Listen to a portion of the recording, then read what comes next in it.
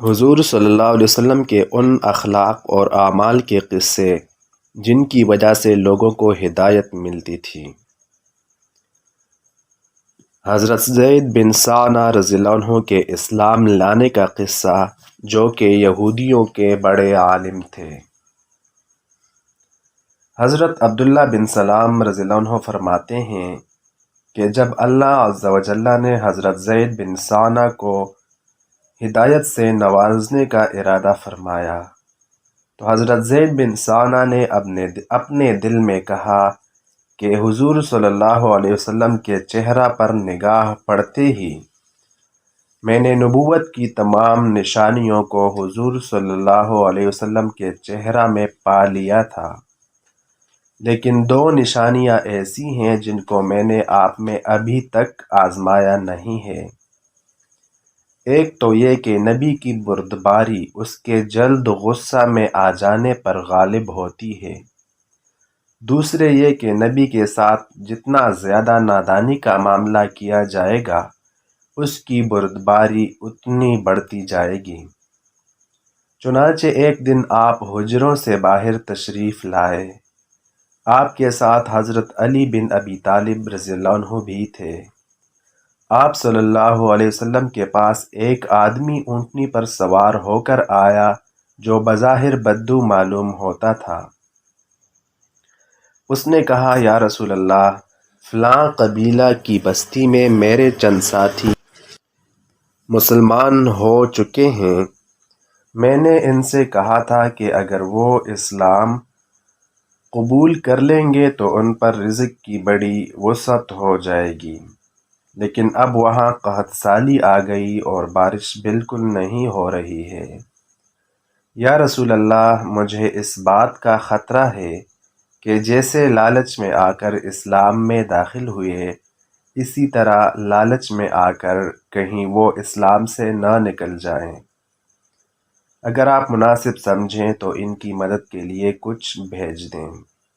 آپ کے پہلو میں جو آدمی تھا، آپ نے اس کی طرف دیکھا، میرا خیال یہ ہے کہ وہ حضرت علی رضی اللہ عنہ تھے۔ تو اس آدمی نے کہا، یا رسول اللہ، اس مال میں سے تو کچھ نہیں بچا۔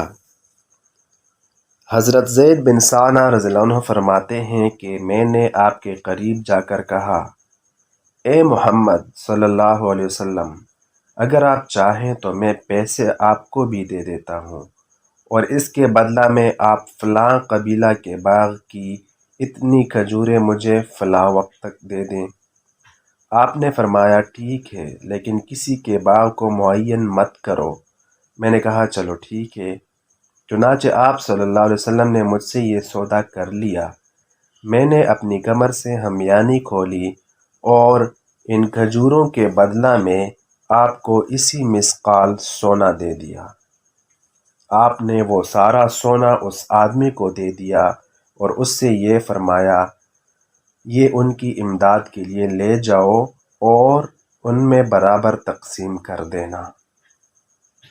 حضرت زید بن ثانہ فرماتے ہیں کہ مقررہ میعاد میں ابھی 2-3 دن باقی تھے کہ حضور صلی اللہ علیہ وسلم باہر تشریف لائے، اور آپ صلی اللہ علیہ وسلم کے ساتھ حضرت ابوبکر، حضرت عمر اور حضرت عثمان اور چند صحابہ رضی اللہ عنہم بھی تھے۔ جب آپ نماز جنازہ پڑھا چکے اور ایک دیوار کے قریب بیٹھنے کے لیے تشریف لے گئے تو میں نے آگے بڑھ کر آپ کا گریبان پکڑ لیا، اور غصہ والے چہرے سے میں نے آپ کی طرف دیکھا، اور میں نے آپ صلی اللہ علیہ وسلم سے کہا، اے محمد، آپ میرا حق کیوں ادا نہیں کرتے ہیں؟ اللہ کی قسم، تم اولاد عبد المطلب نے تو ٹال مٹول کرنا ہی سیکھا ہے، اور اب ساتھ رہ کر بھی یہی نظر آیا ہے۔ اتنے میں میری نظر حضرت عمر رضی اللہ عنہ پر پڑی تو غصہ کے مارے ان کی دونوں آنکھیں گول آسمان کی طرح گھوم رہی تھیں۔